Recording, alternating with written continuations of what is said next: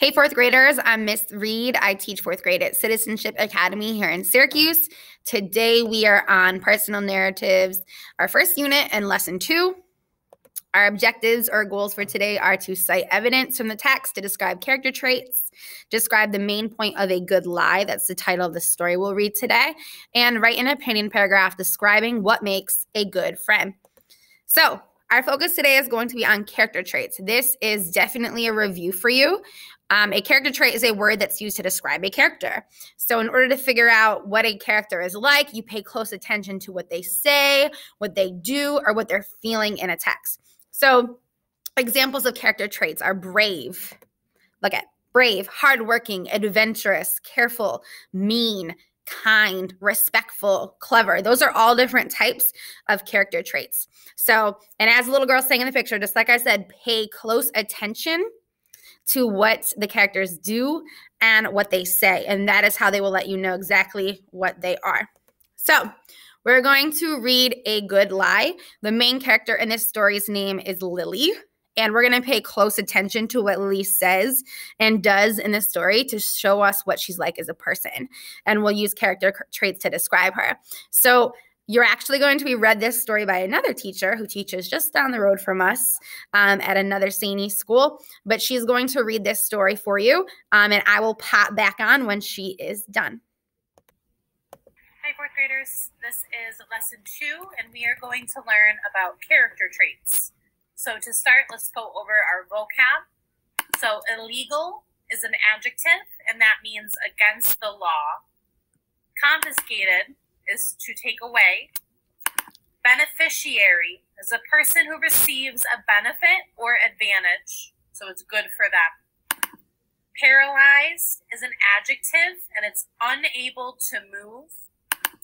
A sin is a noun.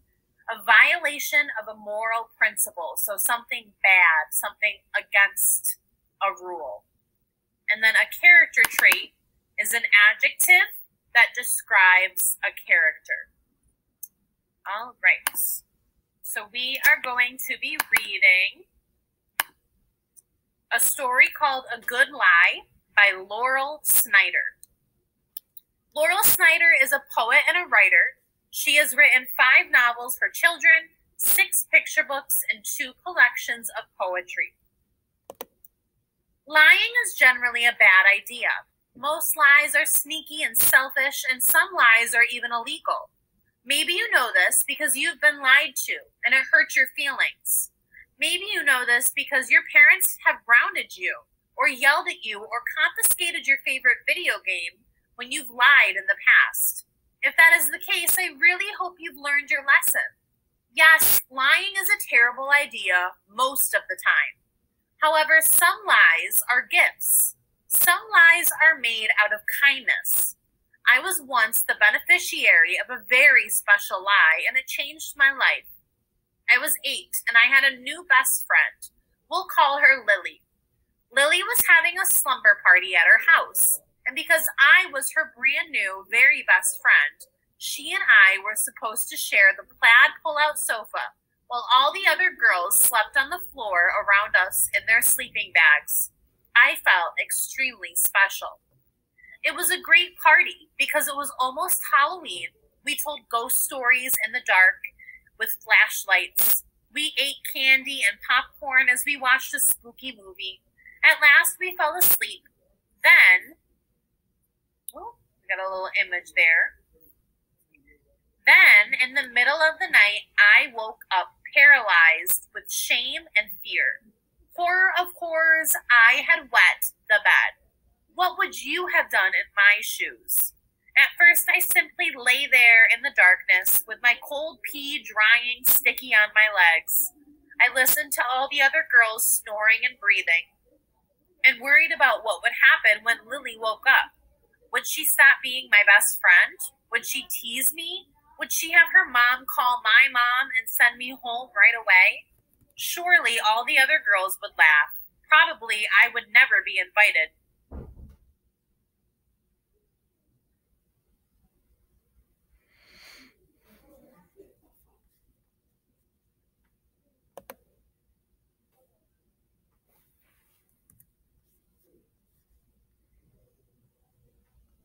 ticket to another slumber party for the rest of my life. It was awful lying there, frozen in the bed.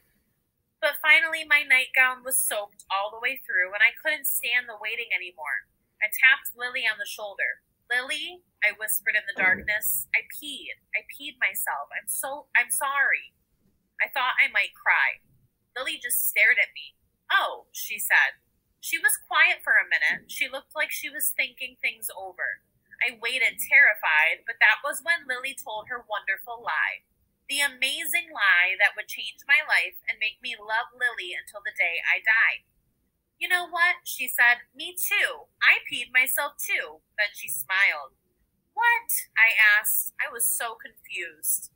I was certain she had not peed in the bed.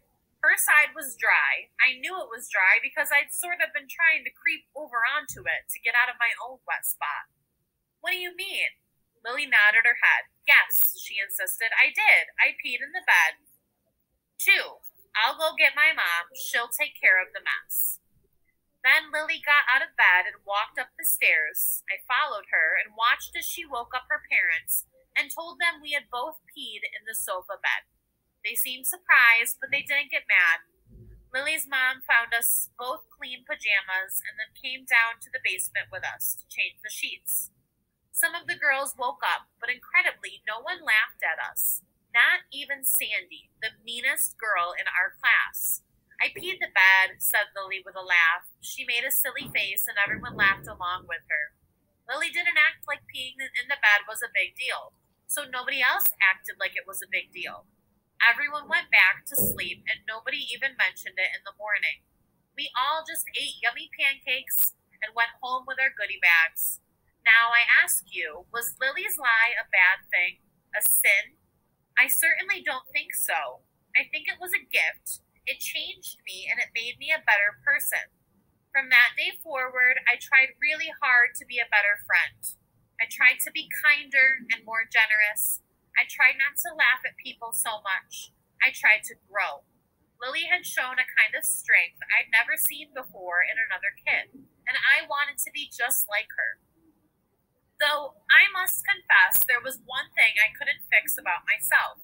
Sometimes I still peed in my bed, but that was all right because I had Lily, who knew the worst and was willing to be my best friend anyway, and still is to this day. But now that we've read this story, you know Lily is not the narrator. Lily is the best friend of the narrator. This is a perfect example of a personal narrative because it's a small moment in time, it's a true story, and it obviously happened to the person telling the story. So what I want you to do is I want you to think about each of these character traits. I've sort of picked 2 character traits to describe Lily. So one of them is compassionate. So compassionate means that you care about other people and you care about how they're feeling, and you have a lot of empathy for them. So you feel for them. The other one is brave. She shows that she's brave in this story. So I want you to fill in this chart with evidence from the text. What does she do? Or what does she say? Lily, what does that character do, say, that shows you that she's compassionate and shows you she's brave? So you can either type your answer in a text box and in here, you can write it with one of the drawing tools, or you can record a video of yourself explaining how you know that Lily is compassionate. Remember, compassionate means to care about others and to treat them with kindness, and how you know she's brave. So you can either pause the video right now or you can wait to do that after I'm finished.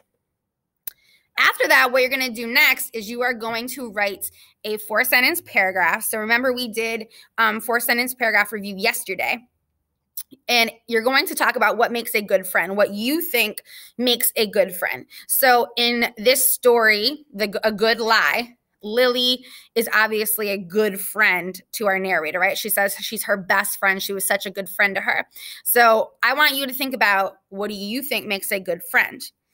So in this paragraph, this is exactly how you need to write it. Topic sentence. So your first sentence is going to introduce or say the most important character trait in a good friend. So do you think the most important thing a friend can be is kind, compassionate, loyal, honest? So think about what it is. What do you think really is, in your honest opinion, the most important trait for a friend to have that makes a good friend? After after you've picked that trait, and remember that's going to be your first sentence, I think that the most important trait a friend can have is this. Then you're going to explain examples of someone you know that is your friend maybe that shows that trait, or you can give an example of what that means. Like, so if your friend is if you value honesty, your sentences would explain how a friend could be honest. How would a good friend show you honesty? What's a situation in which a friend was honest?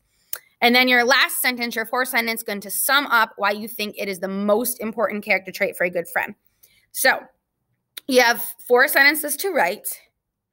On this next slide is where you're either going to write them in a text box. You can write them one of the drawing tools, but remember, if you use the drawing tool, you need to be very careful and write really neat, because I can't grade it if I can't read it.